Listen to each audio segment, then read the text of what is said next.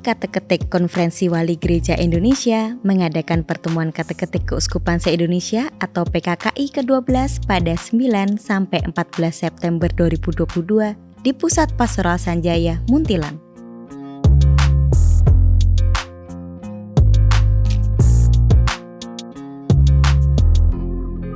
Pertemuan dengan tema Beriman Tangguh dan Solider ini dihadiri oleh 116 peserta dari 32 keuskupan di Indonesia.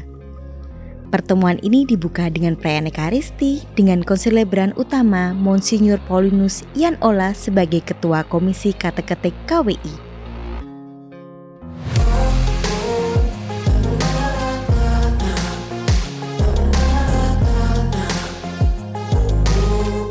Setelah perayaan Ekaristi, Pebimas Katolik Kanwil Kementerian Agama Provinsi Jawa Tengah, Fransiskus Karyanto SAG MSI, menyapa para peserta pertemuan dan berharap pertemuan ini dapat berjalan dengan lancar.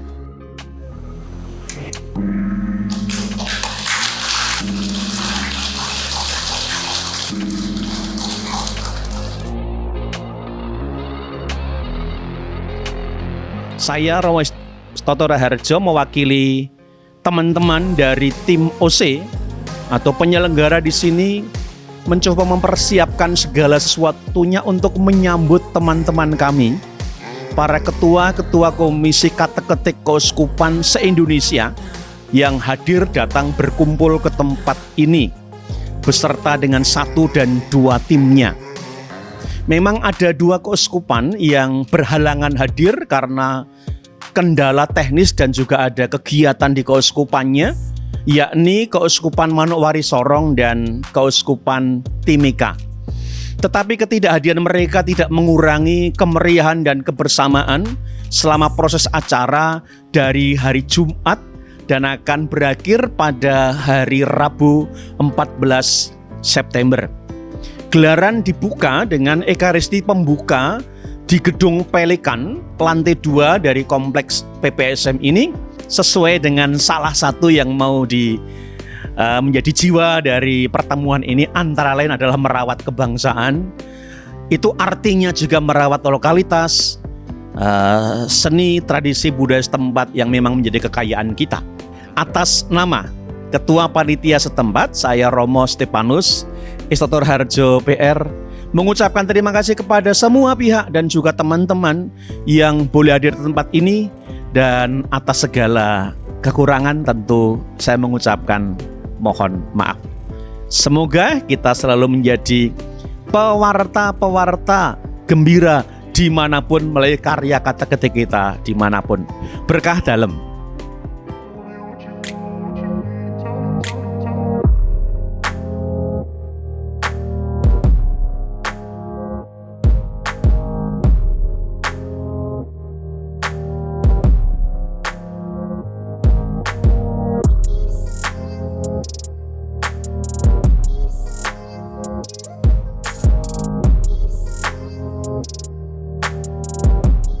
Pertemuan hari kedua, peserta dibawa untuk lebih mendalami beberapa topik yang menjadi highlight PKKI ini.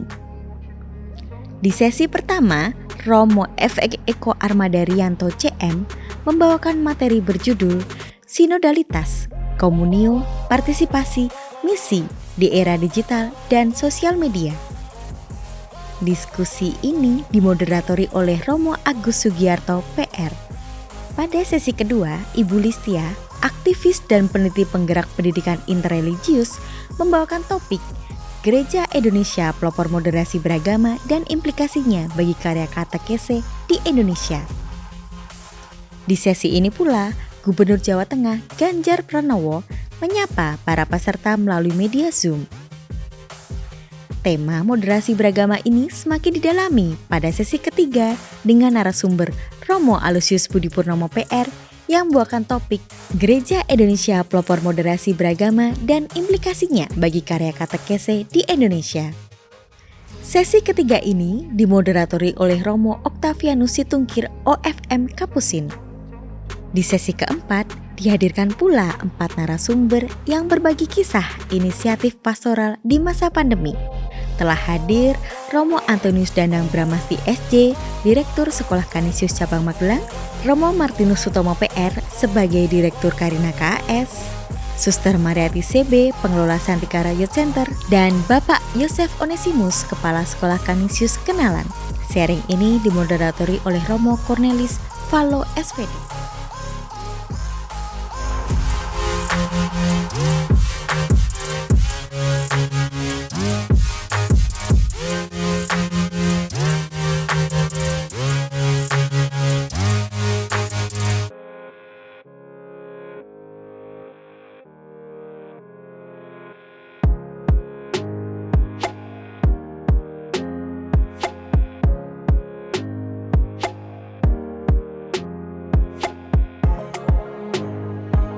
Pada hari ketiga dan keempat, para peserta diajak untuk berbagi pengalaman katekese sesuai dengan regio masing-masing.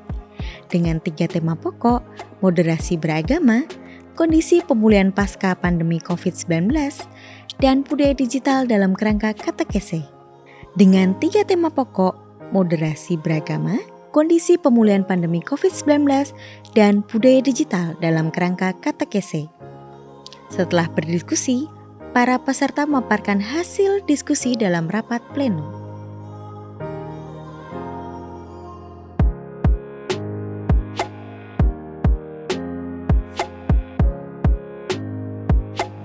Tema PKKI yang ke-12 ini diangkat, tema utamanya adalah beriman tangguh dan solider, dengan subtemanya katekese membina murid-murid misioner. Mengapa tema ini dipilih pada PKKI yang ke-12?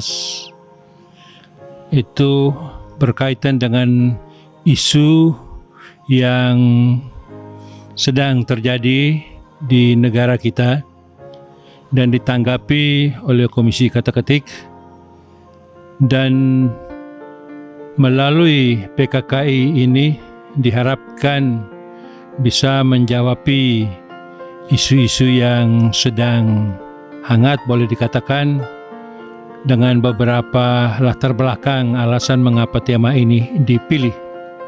Yang pertama yaitu situasi negara kita dalam konteks tantangan moderasi beragama di negara kita. Hal yang kedua, latar belakang tema ini justru diangkat karena ada tantangan dari teknologi komunikasi digital yang terus berkembang. Ini sangat mempengaruhi kehidupan iman, khususnya iman umat Katolik dalam era digital, sudah memasuki budaya digital. Hal yang ketiga, latar belakang dari lahirnya tema ini, bagaimana situasi post pandemi COVID yang sudah kita alami juga akan sangat mempengaruhi karya pewartaan di bidang katekese, terlebih juga dalam kaitan dengan kehidupan iman. Dan yang terakhir itu adalah katekese yang membina murid-murid misioner.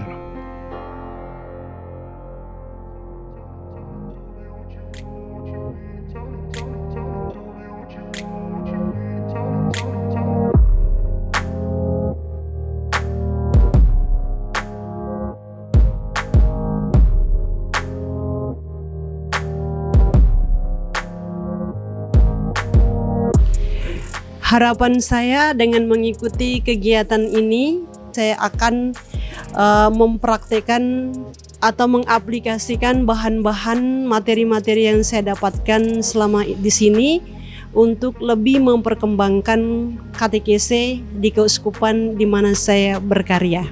Menurut saya, kegiatan seperti ini sangat membantu dan mengarahkan arah katekese di Indonesia dan juga mengembangkan katekese di Indonesia sehingga gereja bisa berjuang bersama-sama.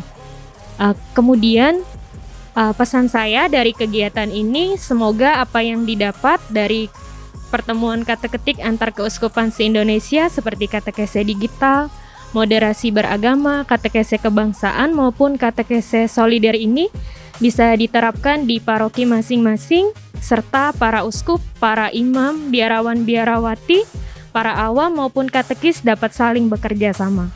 Harapan dari kami Regio Papua setelah mengikuti kegiatan PKKI, setelah kami pulang, kami akan melaksanakan sebagai katekis di paroki kami mengenai materi yang kami terima dari kegiatan PKKI, yaitu tentang modernisasi beragama.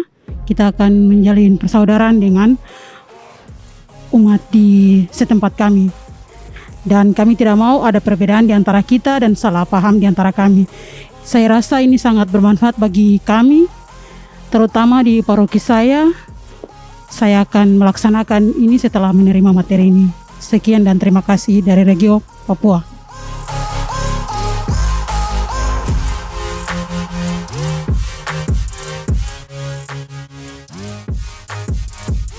Tantangan untuk para katekis saat ini memang tidak bisa dijawab dengan satu jawaban tunggal, karena situasi para katekis di masing-masing keuskupan itu sangat berbeda.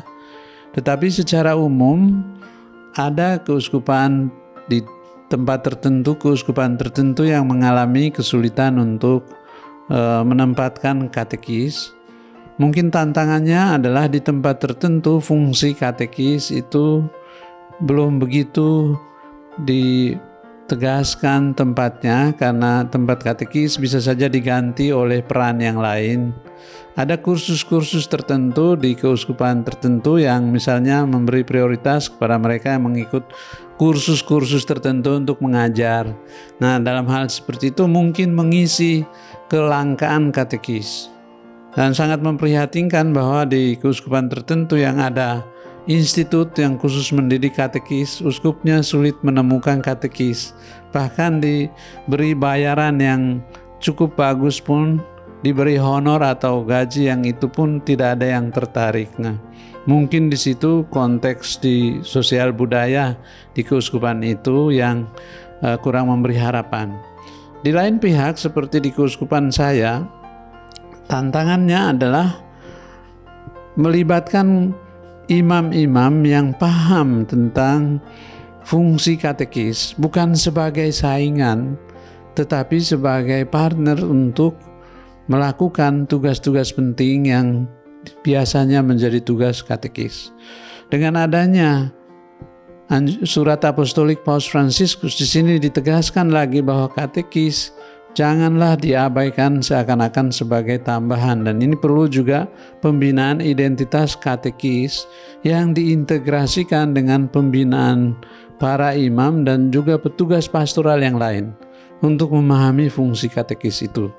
Karena disitulah seringkali banyak katekis yang aktif akhirnya menjadi layu dan mati atau beralih profesi karena tidak mendapat tempat di dalam pelayanan suatu keuskupan atau suatu paroki. Itulah tantangan saya lihat, itu tempat katekis dan identitasnya justru seperti yang disoroti oleh Paus Fransiskus dalam ministerium Antiquum Ministerium itu. Nah, pertemuan PKKI yang ke-12 ini penting karena ini di satu pihak sebagai suatu mekanisme tetap untuk selalu membarui, melihat kembali bentuk katekese kita sebagai suatu bangsa. Kita semua yang tergabung dalam keuskupan-keuskupan dan di bawah KWI selalu membahas tema-tema yang relevan yang tidak hanya berguna bagi satu keuskupan, tetapi juga untuk semua keuskupan. Nah, kali ini tema ini menjadi penting karena kita baru saja di ujung kemelut COVID-19, dan tantangan yang muncul sesudah COVID-19 adalah bagaimana melanjutkan semangat umat untuk terlibat di dalam kehidupan gereja, Ada indikasi misalnya bahwa budaya digital sangat berpengaruh. Banyak umat tidak mau lagi kembali ke gereja tetapi lebih menyukai misalnya misa online. Dan juga tantangan yang terkait dengan moderasi beragama yang sangat aktual, sehingga katekese kita memperhatikan konteks di mana kita berkatekese, di mana ada keprihatinan dan tantangan. Dan sejauh ini kita mengindikasikan adanya tantangan di bidang moderasi beragama, di bidang budaya digital, dan di bidang bagaimana menghidupkan kembali semangat umat untuk datang ke gereja sesudah COVID-19. Kurang lebih itulah relevansinya mengapa kita perlu bergerak bersama. Dan harapannya sesudah pertemuan ini kita kembali ke keuskupan masing-masing dan bisa membuat langkah-langkah penting untuk mengadakan katekese yang sesuai dengan tantangan yang sedang kita hadapi.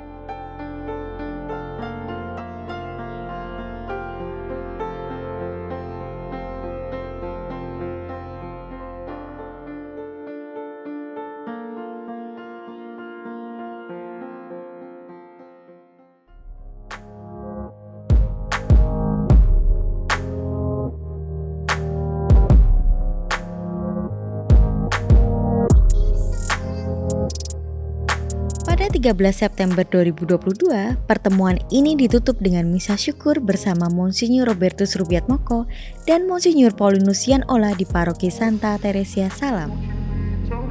Pertemuan kateketik antar keuskupan seluruh Indonesia kita nyatakan berakhir dan kita tutup secara resmi.